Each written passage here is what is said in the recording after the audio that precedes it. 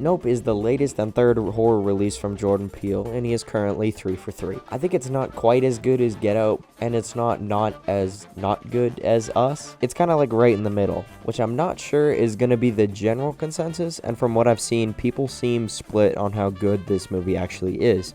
But for me, I really enjoyed myself. I'll open up by saying this is probably the funniest movie by Jordan Peele. I laughed tons and all the jokes landed for me, and I never found the humor to conflict with the tone of horror, like some other movies that try to balance the horror and comedic genre name tags.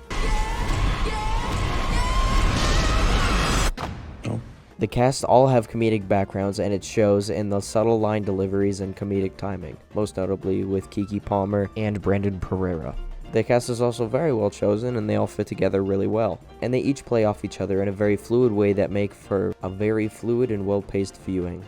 The cinematography was also really well done, like anytime a shot tilted up at the sky or moved about the sky and then back to a character, everything was really fluid and smooth, and visually very appealing. The movie had a neat color palette and production design was tight.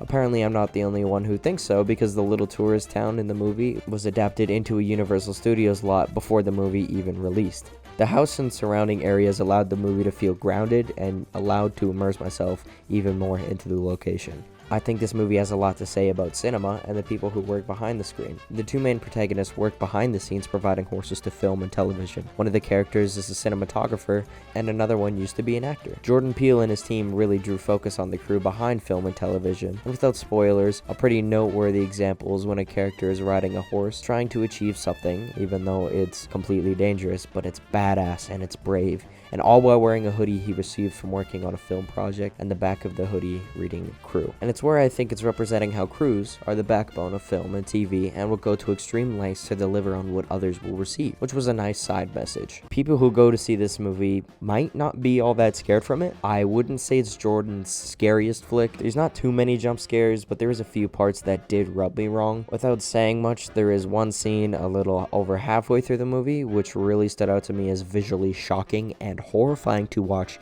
and listen to. I was physically tensed up with fear, which has never happened to me before, and let's just say it made me very claustrophobic, and I had a tough time watching. And if you've seen the movie, I feel like you know exactly what I'm referring to. Without spoilers, I think that this movie draws from a lot of other media. It has a neat little spin on the story, and small things pulled from other things like War of the Worlds, Signs, and a couple references to like Akira, which was really cool. But I wouldn't say it was ripping anything off. It had its own spin, and you could tell that it was more so inspired by, not stolen from, but inspired by. In the movie, there's a few story threads that I don't think everyone is going to follow on how it fits into the larger picture, but I think I understood where they were going. And in the end, everything kind of clicked for me, which I'm not sure will be the case for most, because from what I've seen, some people don't really seem to get it. I'd say this movie is written in a way that made me invested in what's to come. I was curious about the mystery, and I wanted our characters to make it out on top.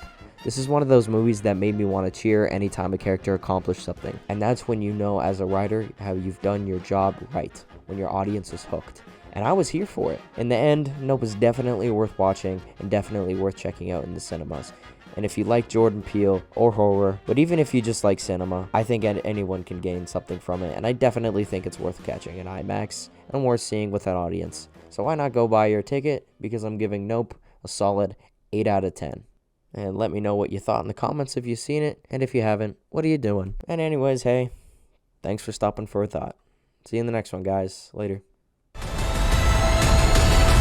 You'll be getting a call from my supervisor asking how my service was. 5 stars, Angel, 5 stars.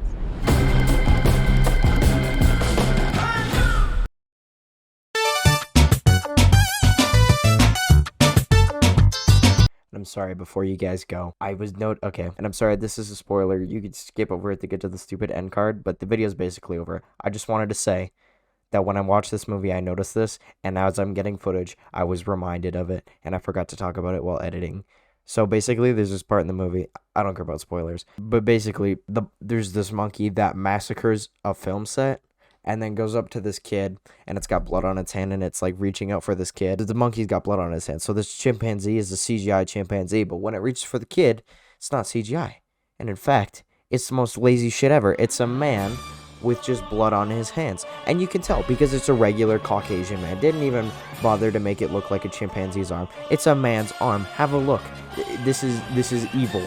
I don't know why they did this. It sucked me out of the experience. I said to my buddy while we were watching, that's so obvious that is a man's arm. That is a Caucasian man's arm. They didn't even paint it dark. It's just white, and it's got blood on the hand. They did not care. I'm done with the rant now. You can leave. Goodbye.